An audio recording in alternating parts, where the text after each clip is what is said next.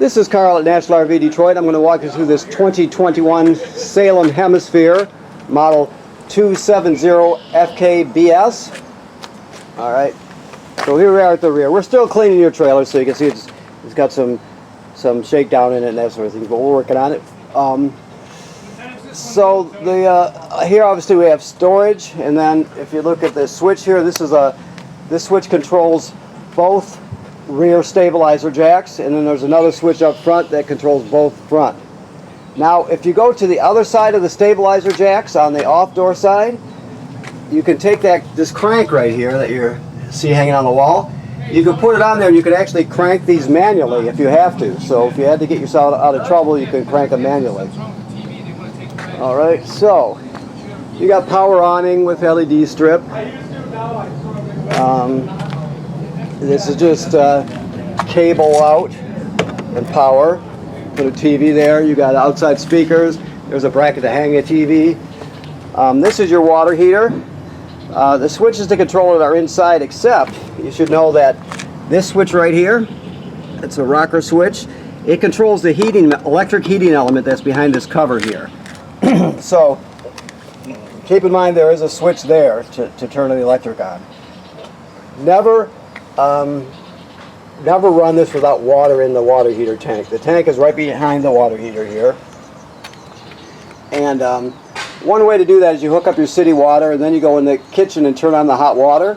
If nothing but air comes out, then it's empty and it's filling up, and then eventually as it fills it'll start spitting out some water. Eventually you'll get a solid stream of water out of the hot water, and that's how you know that it's full. Okay. Another thing to know, this is the drain for it right here. Takes an 1 1/16" 6-point socket, so you should have one of those. It's good to get the 6-point socket and get also a 6-inch extension, so you can get a hold of it good without any trouble. So, all right, these steps obviously they fold into the trailer and back out. They're very stable, but you can adjust the length of the legs just by pushing this lever right here up. You can adjust them to the terrain so you can get everything level. This is the switch for the front, of course. Now this is the range hood vent right here. So if you're going to turn the fan on in the range hood to vent to the outside, you always want to reach up here and free this baffle up, right? You can snap it shut like that, but you want it open when you're venting. All other times you keep it shut. This is a port for a sprayer. The sprayer is, let's see where we're at here. There's the sprayer right there. Blue coiled sprayer plugged right in there. This is a regular AC powered refrigerator, so as soon as you plug in the trailer it turns on. This is your griddle, which pulls in and out, and this is the LP connect line here. So basically this piece goes to the back of the griddle. It's got a quick connect on it, and then this one plugs in down here to the quick connect fitting down there. So you gotta have to plug this in before you use it. Alright. Okay, so deep cycle marine battery. It has a kill switch. I'll show you that in a minute. You have a power tongue jack, and the power tongue jack now, if it happens to fail, just like the stabilizers, you can pull this cap off, and it comes with a crank, and you can crank it manually if you had to get yourself out of trouble. Okay. 2 LP tanks with an automatic changeover regulator.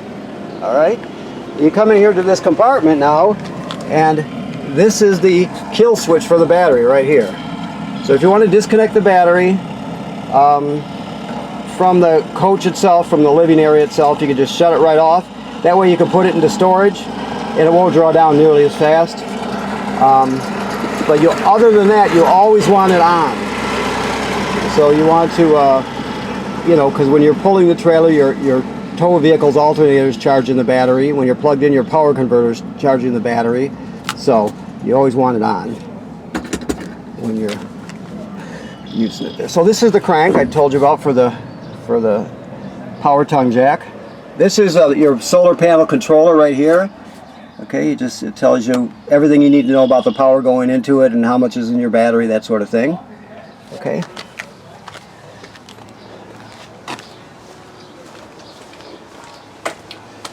Alright, so these are your dump valves here. So you got black on the other side of the pipe there, and then gray. Black is toilet water and waste, of course. Gray is sink and shower water. There's another one right here, which is just gray. That would be your, that's gray tank number 2, or sometimes referred to as galley tank, I believe. Okay. So the black being toilet water and waste, you always dump that first, and then you dump the gray, which is sink and shower water, because it's cleaner water, so it'll just kind of wash the hose out and stuff. This is your part of your adapters here, and then this is obviously your dump hose. You have a 50 amp system. So right now we have it, if you can see, it's 30 feet long. Right here you can see that it has a dog bone on the end, which converts it from 50 down to a 30 amp plug, in case you only have 30 amp service. Now if you want to go down even farther and plug it in at home, this is a 15/20 amp adapter. You can do that. Just remember, you can't run the air conditioning off of a 15 or 20 amp circuit. It'll pop the circuit breaker. So, but you still can run everything else if you're packing up or whatever you're doing, okay? All right, so that's just a shower, outside shower. This is your city water hookup, the most common way to get water to the trailer. All you're going to do is hook the hose on there, turn it on, and everything works. Now if you happen to go to a campground that does not have plumbing on the campsites, you can pre-fill your onboard water tank right here. Just put it on there, fill it up, and then you can use the onboard pump to pump the water. Right? This here is a black tank flush. I told you about dumping the black tank first, then the gray tank to clean it out a bit. Then, if you do that, you leave the black tank valve open, and you put your hose at your dump station on here, turn it on, it'll spray out the inside of the black tank, clean off the sensors, that sort of thing. So it's a good thing to do. Cable and satellite through here. All right, this shows us here that it's pre-wired for a power or for a backup camera.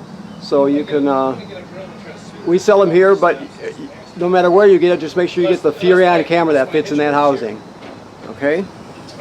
You have a ladder, which makes it very convenient to inspect your roof. The manufacturer says you should inspect the roof every 90 days. So you want to send somebody up there or go up there yourself, check all the sealant, look for cracking or separation, look at the vent covers and all the attachments on the roof to make sure no low branches hit it, and look at the roofing material, make sure road debris, for example, didn't flip up there and damage it. Just give it a good inspection. And if odds are you won't have to do anything, you go up there and there's nothing to be done. But sometimes, some year, someday, you're going to go up there and there's going to be some separation or cracking, usually at a corner area, so then you're going to take care of that immediately. That's the important thing. If you keep after it, you inspect, and when you have an issue, you find it early, take care of it, and 20 years from now, this is still bone dry. And that's not this trailer, it's all trailers ever made. They're all the same. Okay, so here's your control panel. Your awning is right here for your power awning. Never leave it out unattended. Always roll it in when you're not there. You have your 2 slide rooms here. Okay. These are just light switches here. Your water pump I told you about is right there. You use this to pump water out of the fresh water tank. You also use it for winterizing. Your water heater on gas is right there. I showed you the electric switch outside. You have tank heaters, which are heating pads for the storage tank, so you can camp out in colder weather. Right there. Now, your fresh water is got a third in there right now. Your battery's charged. Your black is empty. You only have one black tank in this, so you disregarded the second one. Second gray is actually you must not have dumped it yet. It's full. And then the galley tank, which is tank number wait a minute. So 1 there, okay, and disregard galley tank 3 because there's only 2 of them. That's the second one there, which is going to be that gray tank below the kitchen faucet there, okay? So disregard gray 3 and black 2, okay? Of course, when you get past 2/3, as it fills up, they light up in 1/3 increments. Once you get past 2/3, you got to start thinking about dumping the gray and the black tank. Okay, that wasn't so hard. All right, so your battery, let's see, or your battery, your refrigerator is a 12-volt DC compressor refrigerator, so it runs off of 12 volts.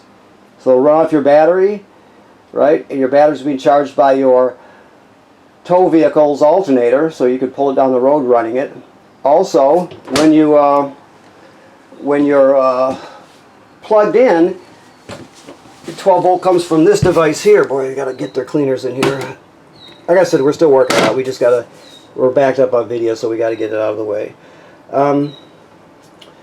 So basically, let me back up here. So these are regular circuit breakers like you'd see at home, 110 or 120 AC, right? And they're all labeled like they would be at home in your box. Then the power is converted over to 12 volt DC over here. So you've got 12 volt fuses, and they're all labeled. So if any of these fuses were to blow, it'll actually light up, and you can see it through this tinted plastic here. Now, keep in mind that this is a battery tender, so it'll sense how much energy your battery needs, and it'll always, as long as you're plugged in, it's always going to keep it charged up. So this will supply the 12 volts when you're plugged in, is where I was going with that. So this device here is your carbon monoxide LP gas detector. It obviously goes off. You take everybody outside and leave the door open, shut the gas off at the front and figure out what's going on. This is your range top. I don't know if he's got the gas on or not. We'll find out. This is the sparker right here. So there you go. You spark it and it lights. It's 3 burners, 3 knobs. Then this one over here is for the oven. You can see there's a pilot light at the bottom all the way to the back on this oven, if you can see it back there. So what you do is you'll go to pilot light, then you depress it. You always keep this depressed during the whole lighting procedure. Then you're going to take the other hand and spark this by turning it clockwise until the pilot light down here lights. After it lights, you wait about 10 seconds to heat it up, then you go to whatever operating temperature you want. But when you shut it off, the flame goes out, but so does the pilot light. So always keep that in mind, that you have to relight the pilot light each time you use it, the oven. Alright, so your arrangement, I talked to you about the baffle outside. There's the fan there, and you also have light. Microwave works like any other microwave. Okay. Always strap your chairs so they don't fly around and break something if you hit a bump. These are your remotes here. Let me see here. We plugged in now. So this is the fireplace remote. This is your sound, and this is your TV here.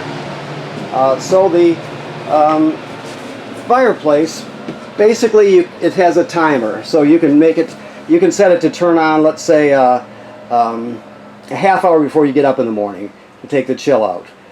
You also can set the appearance of the flame, right? You got a thermostat, and you can set the fan speed, off, low, and high. So you can it's a really good space heater. So it has all those features, and you can control them from right here or from the remote. Now your radio slash player, whatever, it can play CDs and DVDs right here, right? You can stream off the USB right here. It has Bluetooth, so you can hook up wirelessly with your phone or tablet. It has an AM/FM radio, and all the features that radio would have. And also has 2 speaker zones, Zone A, which is inside the trailer, and Zone B, which is outside the trailer. So it does plenty for camping anyway. So, okay, so your TV is on a bracket, which is great, a swing-out bracket. So I'm just looking here while I talk here. Okay, so now this has the antenna is a power antenna, a digital antenna, so it has to be turned on when you're using the, I can't see it from that angle. Let me set this camera down really quick and pull the TV out so I can get behind it. Hold on, please. Okay, there we go. Okay, so this is the signal booster for the antenna. Now, you can turn it on or off. Right there it's on. You see the green light. You always have to have had it on to get a good picture or a good signal. So always, if you're not getting a good picture, make sure that it's turned on by pressing that little button right there, okay? Now this is telling us that it's pre-wired for a Wi-Fi signal booster / router. So it consists of, there are different models, but generally speaking it consists of an antenna that goes on the roof, and there's a hookup up there for this. Then you would have a router that would sit down here, and basically it'll all your devices are hooked to the router just like at home, and the Wi-Fi extender will boost the signal. You'll just get a better performance from public Wi-Fi. So if you're interested, you can talk to our people up front, or go to kingconnect.com and look at their different pre-wired Wi-Fi products. Okay. All right. Okay. So this is your thermostat. This is the mode button. You light it up with that, and you just go through. Try to always run the fan and the air conditioner on automatic if you can. That's the best way to do it. Your sink and shower work like any other sink and shower, of course. Get this off of here. Like so. Now the thing to know, if you don't already know this about RV toilets, first of all, this is the flush pedal here. The rule number one is you can't use it dry. By dry, we're really talking about the black tank, which is directly below down there, okay? So what you do is after you pull into your campground, you hook up your power and your water, you'll come in here, and then you'll take your chemical, you'll dump one dose right there, you'll step on the pedal, and the water will come swirling out, of course, and you'll hold it to put about a gallon or so of water in there. You have to have water and chemical in it before you start using it, otherwise the smell will be overwhelming, and it also can get clogged up. So make sure you always put water in it before you use it. Okay. Your other steps here and door. Your bed, there's storage underneath your bed, of course. You have a wardrobe over here, and over here I believe we're pre-plumbed for a washer dryer combo. Yep. So you have everything you need to hook up the washer dryer combo. If you want to put one here, or you could just use it as a closet, whichever you prefer. Okay. TV hookup here in the bedroom. There's a backer plate here to hang a bracket, and your hookups up there. Okay. Alrighty. Let's see if we've forgotten anything here. Now all these appliances and attachments have literature in this packet here, so you can always refer to that for more information. You also can use online manufacturers' videos, which are a good thing. You can get a lot of information from them. Okay. This does have a solar panel, like I stated, so you do get some, on a sunny day you get between 4 and 9 amps from the sun, which is, which goes directly into your battery for storage. So, okay. Okay then, I want to thank you for purchasing your trailer here at National RV Detroit, and please remember what I asked or told you about when it comes to inspecting the roof and all the seals. Any place you see sealant from the factory, you're going to inspect. If you see cracking or separation, have it taken care of immediately, okay? Thank you very much.